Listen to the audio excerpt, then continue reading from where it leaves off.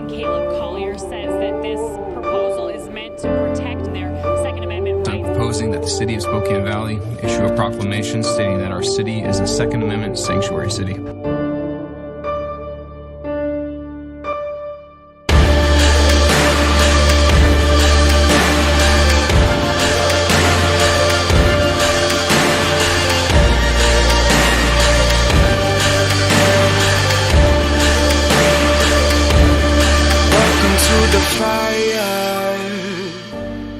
Welcome to the fire.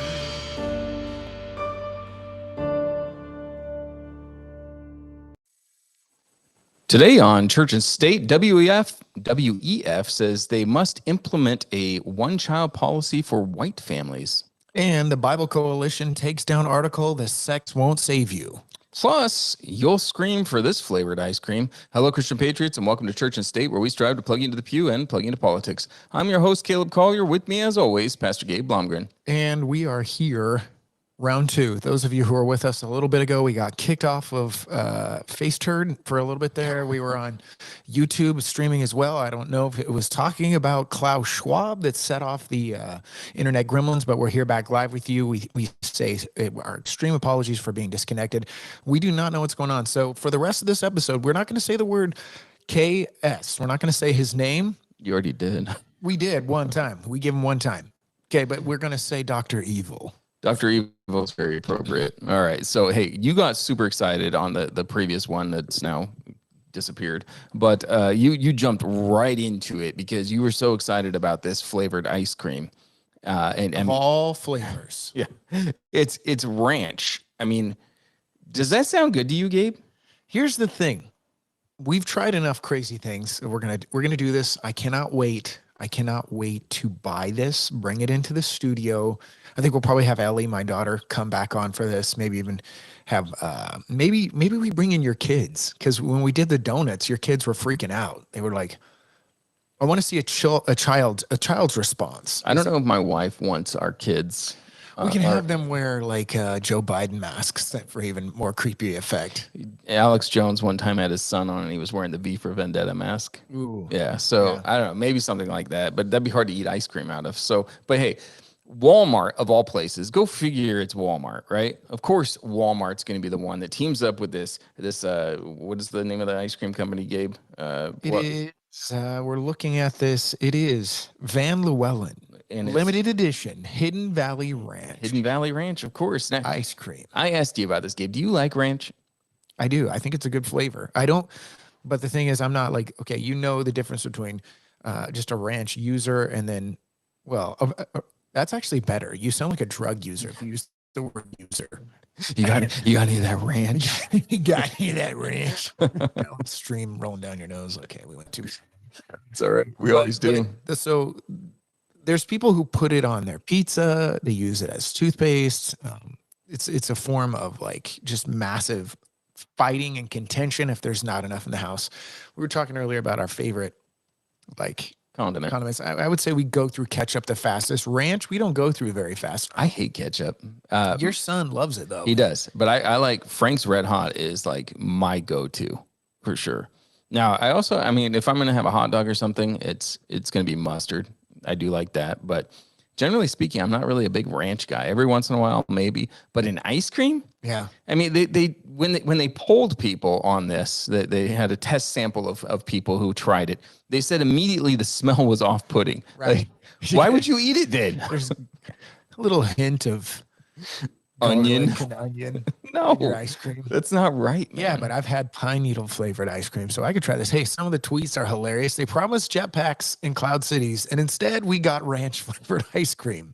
It's so true. I like 2023 has brought us. I like this one. Read that one. That's the better one. It says, "Every day we stray further from God's light." I love that one. And then, that one's not very good. So, but here, okay, I promise you this. We're going to try this. We will definitely have one member of my family in the hot seat as they try this. So I'm looking forward to that. I'm not at all. Dude, but we talked about your I don't want to retch live on air. And there's a good possibility I do gagging so. response. Yeah, we did talk about my chili. In fact, I'm gonna lay that gauntlet down again because You think you have the hottest chili known I to man. do. No, you don't. I think it's surprising that a white guy. Nobody's been hospitalized because of your chili. That's not true. People have pulled off the freeway and had an incident off freeway. I literally wrecked the youth group on the last chili feed because they all thought it would be funny to challenge each other. They should know better, but they were challenging each other to eat my chili, and a bunch of them got sick. Well, that was a victory. Nobody's been hospitalized, but hey, let's talk about, because there's some good articles I want to talk about. Talk about our sponsors for a few minutes. Sure. You asked me the question of who my favorite is that right now as of who we have. And it's hard to pick a favorite, but right now I am super excited about the Tuttle Twins. They're our latest affiliate. And I just love the fact that they've taken these books and now they've made cartoons as well, but just deprogramming our children where they understand the beauty of capitalism and understand the evils of socialism as well. So this is one of my favorites for our new affiliates. I just love what they've done for our kids. Very good. And of course, the xenophobia and freaking out, all the things that's brainwashing your kids in school. You can de-brain wash is what I believe. I believe the word of God, and some really good cartoons is healthy for them. So I said earlier, hey, grandma and grandpa, get this instead. Those of you who are fans of helping us, this should be your Easter present right here. Buy a set. Audience. So just amazing. Fate of the Future. Yeah. Miraculous Pencil. Atlas Shrugged right there, right? Wow. Yeah. I mean, these are great Preacher books. from Jekyll Island, man. These are things that took us years to finally understand. I'm excited that your kids, we can hand over church and the state, and they're going to be able to absolutely destroy the enemy. So that's so cool. Yeah, I never really thought about that. That's an interesting point. Kind of passing on a legacy. Maybe one day in not too distant future, you'll see kids in here, that have grown up and taken the reins as we retired. Yeah, I think someday they're gonna, Lord willing, if we've endeavored and we've shown them the way, that we've taught them, raised them up. The Proverbs are very clear. You train up a child in the way he or she should go, and they will what? They will not depart from it. So absolutely. So if you're interested in getting those, just go to churchandstate.media. For the Tuttle Twins, just click on the link. There's no promo code or anything like that. Some of the other ones, My Pillow, you do need that promo code of Church and State.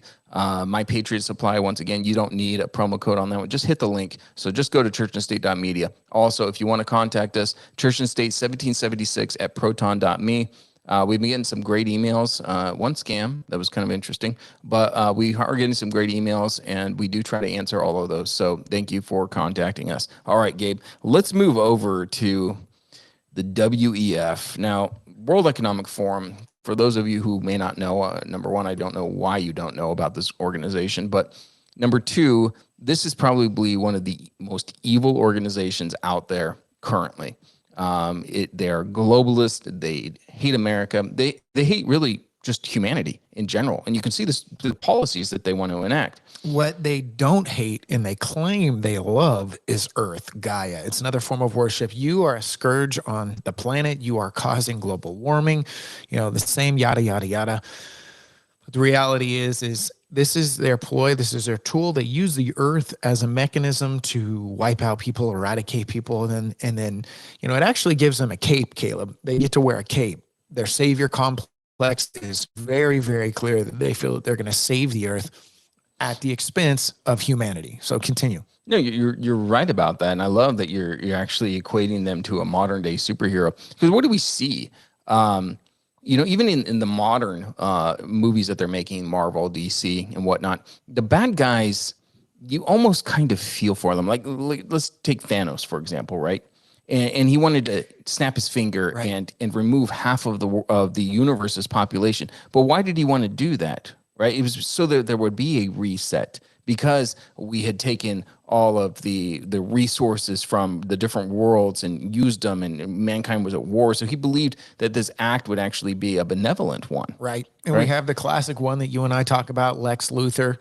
he wants to just send California off into He wasn't wrong there, Gabe. I know, that's why I'm laughing, because like right now, I have to pray and ask the Lord for grace and forgiveness, because the liberal ideology that comes out of California, Berkeley, everything that's going on there, some part of me deep on the inside actually kind of likes Lex Luthor. It's not good. For the younger generation that may not be aware of that, I think it was Superman 2. I don't remember exactly. They were pretty cheesy. They really were. What are you talking about? Christopher Reeves was awesome. But Gene Hackman is as Lex Luthor, and his idea is to blow up along the fault line of Nevada and California and send California off into the sea, and then he would have all this oceanfront property because he had bought all the property. Yep. And honestly, he was the good guy in that. Yeah. He really was. Like, blow up California, send it off into the ocean, kind of an escape from LA. Remember that was Snake Plissken? Yeah. I'm all for it. Let's go. Well, No. you know what? In reality, we do have, for the majority of you, we've said, hey, we wrestle not against flesh and blood. We still don't wrestle against Dr. Evil, KF, Klaus. We don't wrestle against him, but this man is psychotic. We have some audio here from an interviewer who It goes on the Communist Chinese. media. Yep. He's on CGTN, Communist TV here in China. We've got the subtitles here you're going to see in a second. Listen very clearly what he plans or talks about implementing. And Caleb, what kind of people is he directly implicating here? Yeah, this is the thing. Like, he's specifically going targeting after? Americans, and not just And not Americans, just Americans. white Americans. So he wants to see a one-child policy on white Americans. Why? Well, to combat racism and equality issues, of course. Right? These are the buzzwords that they're currently using. And they're already pushing the mainstream media in the United States to start with this Pushing agenda. this. Yeah, push this agenda of, hey, it's irresponsible for you to have more than one kid. Right? Well, Are you kidding me? let's just Europe right now is not going to be able to pay their bills. And before you play this, Gabe, let's just examine what the one-child policy did to the Chinese. Right? Look, there is not enough people, as Gabe just said, to pay the bills. There are not enough women because in Chinese culture, they put a greater emphasis on men. So there's all these horrific stories that have come out of China where a baby girl is born and they just go bury it in the backyard alive because they don't want a girl. Right. So there's not enough females. So they're having massive issues with population there. And then homosexuality is running rampant throughout China because there's not enough women. So we are sexual creatures in nature. So they're gonna get it somewhere. So they're turning to the same sex. So the policy is an absolute failure. And most people recognize this, but not the World Economic Forum. No, go ahead and roll the clip.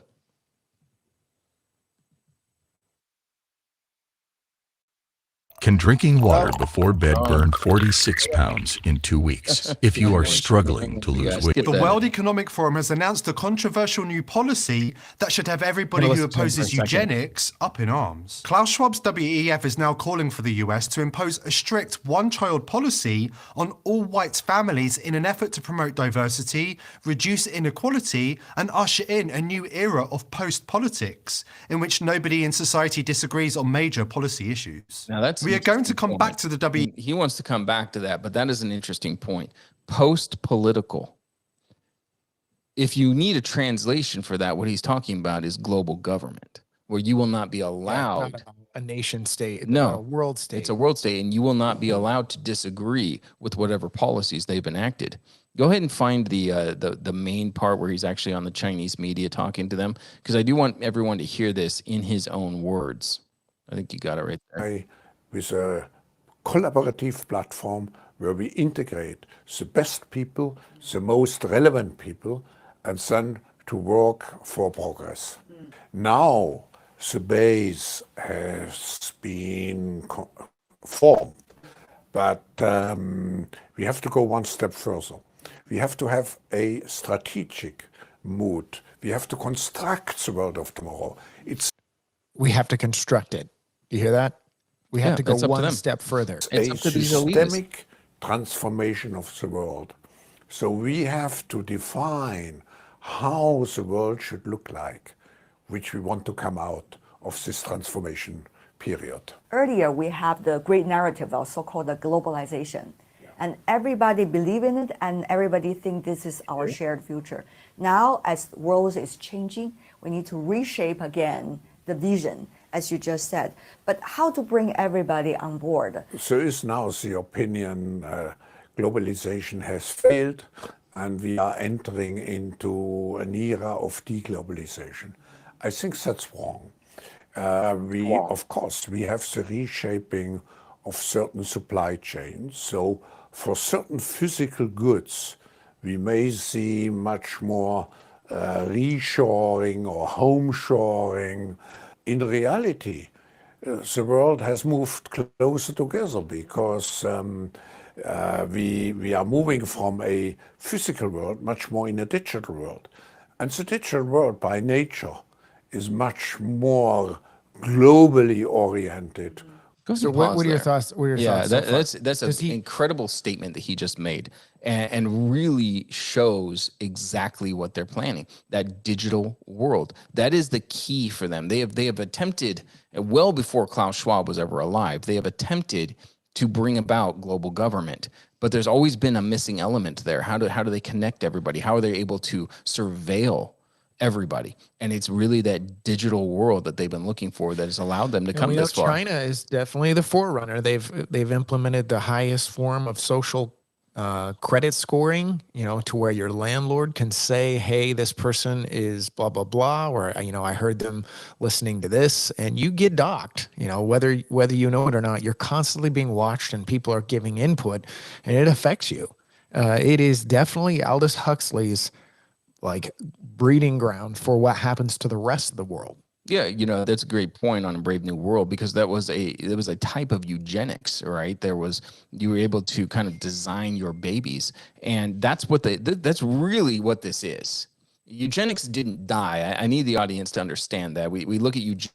Some people don't even know what it means, but the eugenics policies really were implemented most effectively in Nazi Germany. And I don't say that as a good thing, obviously, but that's where we really saw that eugenics policies work. Now, we also saw it in America with Margaret Sanger, who was a eugenicist, and she implemented Planned Parenthood and specifically targeted the black race because she was a racist. Absolute racist. She called Jews and black people weeds that needed to be basically rounded up, like Roundup. They excoriated. So she envisioned a world where they no longer were a even existing factor. In what's interesting now is, Caleb, we have it's kind of like a melting pot, and this is races. They want the vision of basically the WEF is they want everyone to look Syrian. So you have kind of a melding of all races to where everybody has a tan, but nobody's white. Nobody really is Caucasian. Nobody's really black either. This has been something they've been talking about, where they want everyone to look identical. I'm going to disagree with you just slightly on that, because the reason for this neo eugenicist movement that we're seeing isn't specifically about that. They're targeting white people, and I find it very funny that Klaus Schwab, who is clearly a Caucasian, is the one that's talking about how we need to reduce the amount of whites born. The eugenicists as a whole, as a movement, are racist, and they do see Caucasians as the highest evolved of the different races. That hasn't gone away. It's the fact that they are able to control people of color a little bit easier than they have been, especially in America, through kind of entitlement programs, things like that, right? They know, if you look at the Black Americans, they vote Democrat almost across the board. Pretty much. Right now, there's this great movement of Blexit, which I absolutely approve of. And Mexit. Is that such a thing? There is a Latino one as well. But generally speaking, they've been easier to control in America. So the reason why they're implementing this policy specifically towards whites is because what they have found is, number one, America is primarily a Caucasian. It's right. Primarily a Caucasian nation. It is. There's more whites here than any other race.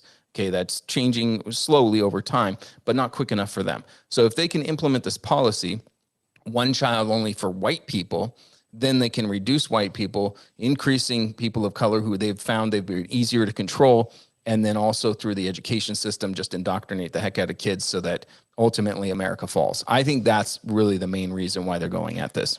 So you think that's the reason why they're backing away from the vision? Because they're generational. They're backing off the original vision of Margaret Sanger.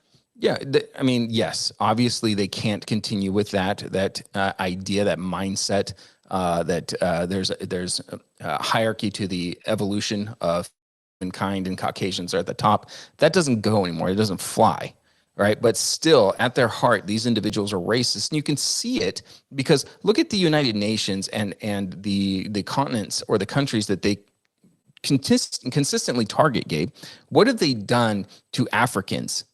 It's absolutely horrifying to see how they've been a testing ground for so many of these vaccines. All vaccine companies, Pfizer, everything, Bill Gates. 100%, right? The slave labor, the child labor that's occurring so that they can drive their electric cars, it's all coming out of Africa, right? Look at what happened when we had that massive earthquake in Haiti. What occurred there? All these pedophiles were racing in there trying to snatch up as many kids as they could. Right. So there's still a very racist bent to these eugenicists. But they're hiding it a little bit better. Control. Absolutely. So do we want to keep listening to Dr. Evil? No, let's go ahead and move on from there because we do have the next story as well, which I think is also going to anger some people. Now, it comes out of the Gospel Coalition, Gabe. The Gospel Coalition has got a whole lot of problems. Yeah, they have what we believe to be an invasion of communist. Like there's some teachings in it that have kind of gone awry. I wouldn't say the whole organization as a whole. That's what happens when you have the trickle down effect. Looks like the leadership gets affected and it trickles down.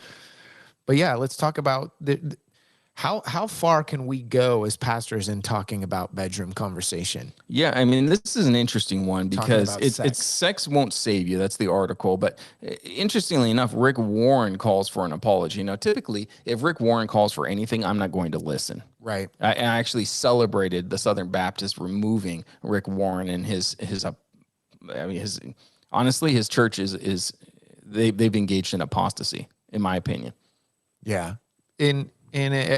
We have going into this season, as far as where the world, the church, everything is headed. Paul said that your ears, tickling ears would be happening in the last days. And it's really easy. Here's why, because there is a lot of teachers with the internet and all these things going around. There's so many ways where you can get, to me, distracted. You decide for yourself. Okay. There was an Arizona pastor, Pastor Joshua Butler, who I've never actually heard of him. He looks like a nut. Look at his picture. Yeah, he originally titled the article "Sex Won't Save You, but it points to one who will." It's an expert from his book, "Beautiful Union," released last month. He confesses that he used to look to sex for salvation before realizing that idolizing sex results in slavery. I actually agree with him on that. As he recounts a series of failed romantic adventures, Butler then quotes Taylor Swift and asserts that sex is an icon of Christ and the church. So some people are really offended how he includes Christ, Christianity, what happens in the marriage, the exchange between husband and wife as an element of salvation. He says he calls it a gospel bombshell. He states sex is an icon of salvation and uses the sexual acts to describe our relationship with Christ. Generosity and hospitality are both embodied in the sexual act. He says, think about it. Generosity involves giving extravagantly to someone. You're the best you've got, or you give the best you've got to give, lavishly pouring out your time, energy, and money. All right. But he goes on and gets a little bit more odd. He said, hold there, because you kind of jumped really far ahead. Like did you see anything about the leave and cleave is marriage language? Yeah. So he talks about hookup culture, and he talks about two becoming one flesh, and it's saying it's a consummation language that refers to the union of husband and wife. Paul says both are about Christ and the church. So I do agree with this. We have this hookup culture where it's just about what you can get, not what you can give.